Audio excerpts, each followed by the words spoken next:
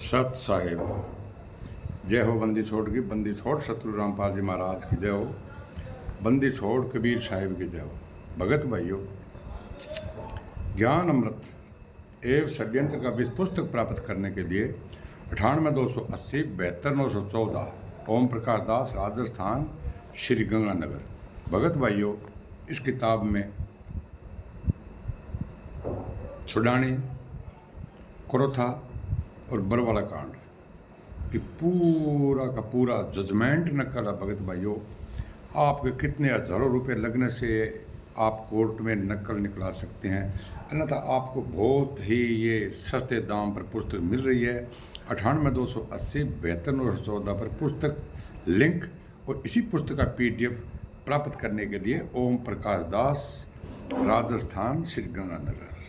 शायद साहिब जय हो। बंदी छोड़ की भगत भाइयों, अब मैं आपको इन मैनेजमेंट के गुंडों का काला चिट्ठे के बारे में बता रहा हूँ, जो कि गुरुजी के नाम पर जमानत का एक मात्र दिखावा था। इन लोगों ने जमानत करनी नहीं थी, एक दिखावा था। खैर, मेरा प्रसंग चल रहा था कि राजद्रोह संबंधी केस का विचारण के संबंध में है। ये जो राजद्रोह का केस लगा उसका विचारण में है।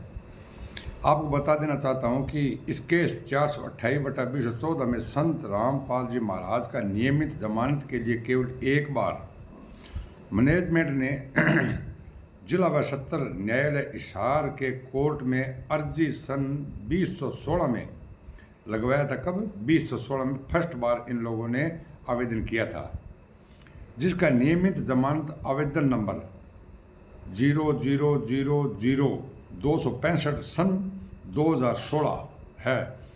उस समय इस केस का विचारण माननीय अजय परासर सत्र न्यायाधीश हिसार द्वारा की जा रही थी। ठीक भगत भाइयों, इन्होंने संत रामपाल जी महाराज के नियमित जमानत आवेदन को दिनांक 5 सितंबर 2016 को खारिज कर दिया। इन लोगों ने 16 में लगाया और 5 सितंबर को उन लोगों ने खारिज कर दिया। इसके बाद मैनेजमेंट ने कहीं भी, चाहे हाई कोर्ट चंडीगढ़ हो या सुप्रीम कोर्ट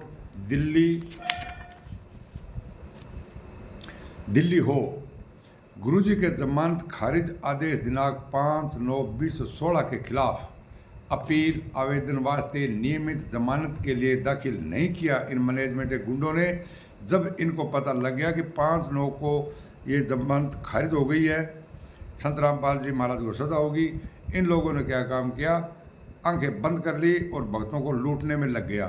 कहीं ऐसा ना हो कि संत रामपाल जी महाराज छूट जाए। लेकिन 5/9/16 को खारिज कर दी और इन लोगों ने 16 में जमानत लगाई थी। अपील आवेदन वास्ते नियमित जमानत के लिए दाखिल नहीं किया इन लोगों ने। 5/9 के बाद में इन लोगों ने दोबारा जमानत गुरुजी के नहीं लगवाई। भगत भाइयों, सितंबर 2016 से करीब 4 साल 7 महीने बीतने के बाद, देखो 4 5 साल बीत गए, इन लोगों ने दोबारा जमानत नहीं लगाई।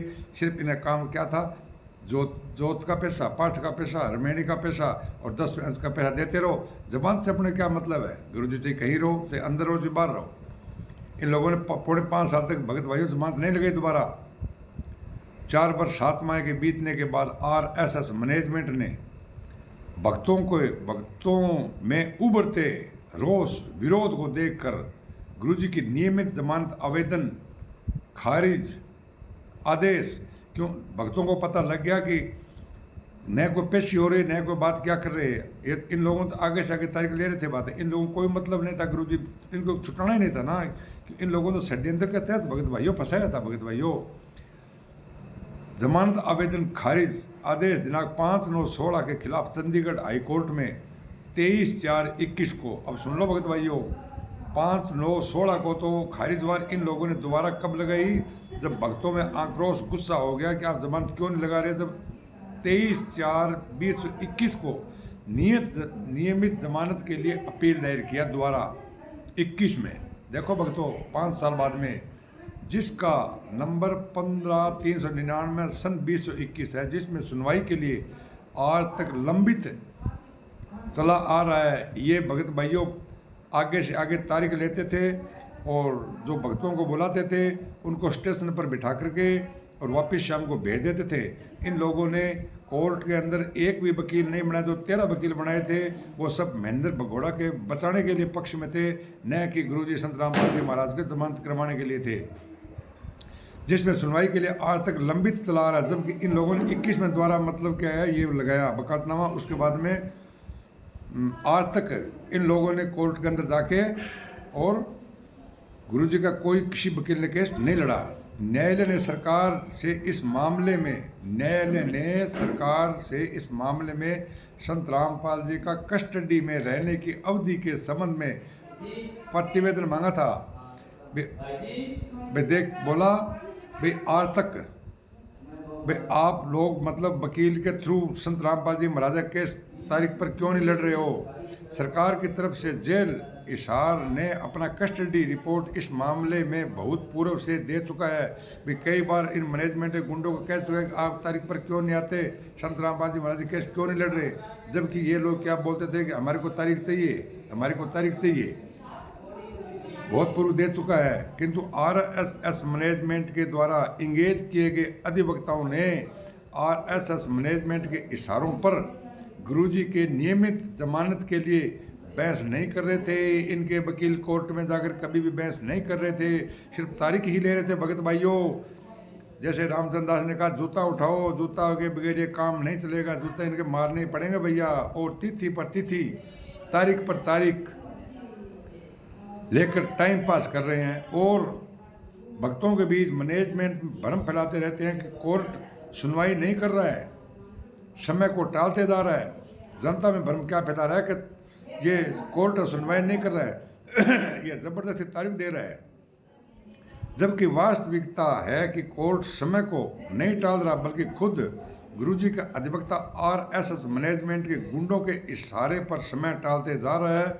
आप सभी खुद अपनी नज़रों से ऑनलाइन प्रत्येक तिथियों को ऑर्डर शीट निकाल कर देख पढ़कर सच्चाई को परख सकते हैं। आप भगत भाइयों ऑनलाइन भी इस केस को पढ़ सकते हैं। आप इसके आरटीआई के तहत नकल निकलाओ कि गुरुजी के जमानत कितनी बार इन लोगों ने लगवाई और कितनी बार इन लोगों ने बहस किया। भगत भाइयों, आंखों के अंधे कानों के बहरे मत बनो।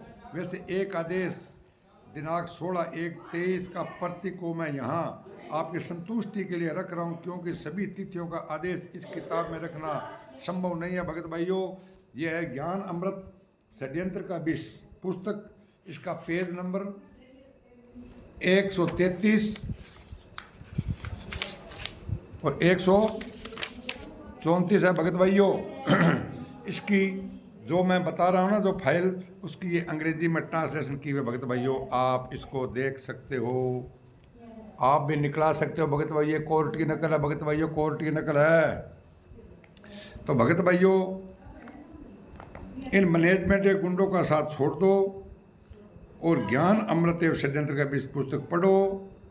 एक बार पढ़ने से आपके माइंड में आ जाएगी कि संत रामपाल जी महाराज को किसने फंसाया है, इसके ऊपर किसने इसको आरोपी बनाया है। भगत भाइयों, जब संत जी के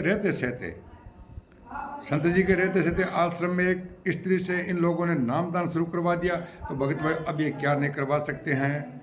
सच साहे भगत भाया जागो और सच्चाई को जानो प्रमाण सहित 98-280 72-914 ओम प्रकाश दास ज्ञान अमृत षड्यंत्र का विष पुस्तक लिंक और पीडीएफ प्राप्त करने के लिए ओम प्रकाश दास, राजस्थान, श्री गंगानगर। सच साहेब।